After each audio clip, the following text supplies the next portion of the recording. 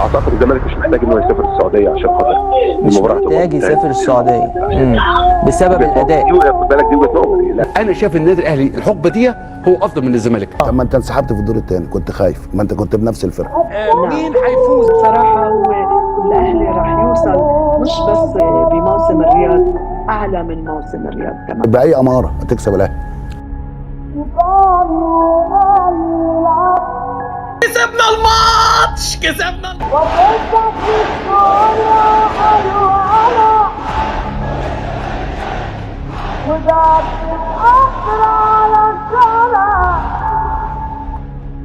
الاولى من 30 سنه وده في الحلم.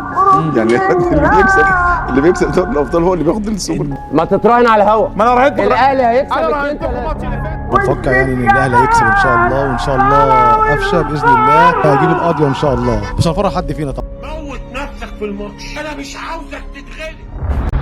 تتوقف الحياة في مصر لمدة ساعتين. لا صوت يعلو فوق الصوت. معركة السوبر أهلي الزمالك على ملعب المملكة أرينا.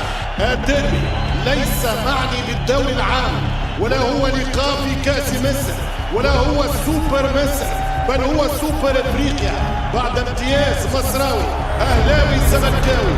لقاء منتظر، لقاء مرتقب، لقاء ديربي في ثالث نهائي قاري بالنسبة للنادي الأهلي ضد الزمالك وكل فريق ربح شانه. 94 تحت عنوان صاروخ أيمن منصور، وفي 2020 في دوري أبطال الشامبيونز ليج بقضية مجدي قفشه. اليوم على استاد الهلال لمن ستكتب بطولة السوبر، لقب التاسع للأهلي، التتويج الخامس في المنافسة للنادي الزملكاوي.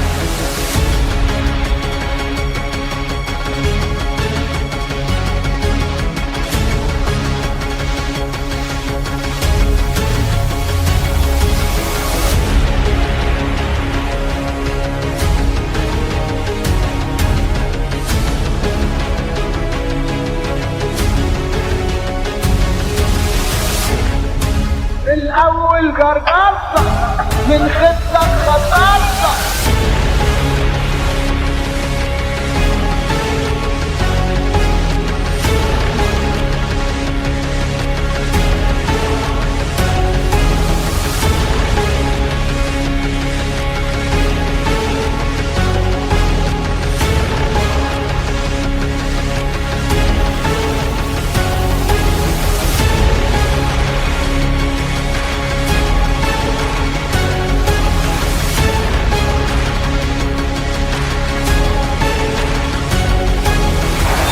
هل يصعب الوقت الزمالك؟ هل يصعب الزمالك نفسه باستثمار فرصة؟ عنده 20 دقيقة، 20 دقيقة هربوها في 60,200 ثانية. هل يفعلونها الزملكاوية ويعيدون المباراة إلى نقطة البداية؟ والآخر اسمه ناصر. فهل ينصر الزمالك بخيارات مدربه جوزي جوميز؟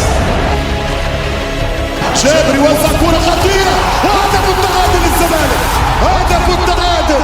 ناصر يا ناصر، منسي يا منسي. إليه جول التعادل من المنسي، المنسي الذي سيذكره جماهير الزمالك.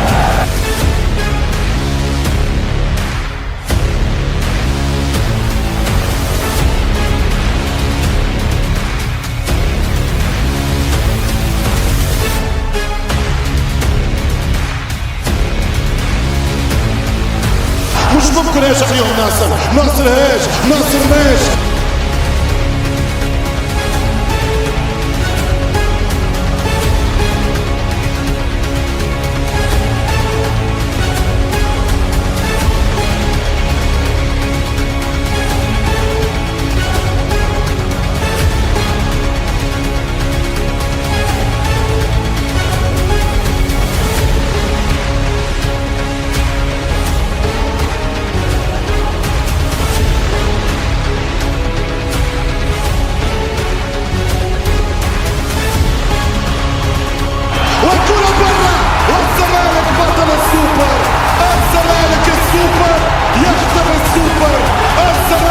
السوبر، يسجل أغلى سوبر. الزمالك يربح حقق بطولة افريقيا رقم 13 في تاريخه. الزمالك يبقى زمالك، ما عندوش فلوس هو زمالك، ما عندوش مسؤولين هو زمالك، مشكلة مسؤولين وإدارة هو زمالك. جمهوره لم يتخلى عليه يوما، لم يتركه أبدا في الصعوبات. يا نهار اسود، يا نهار اسود. سواء كان كابوس يعني كابوس. كابوس.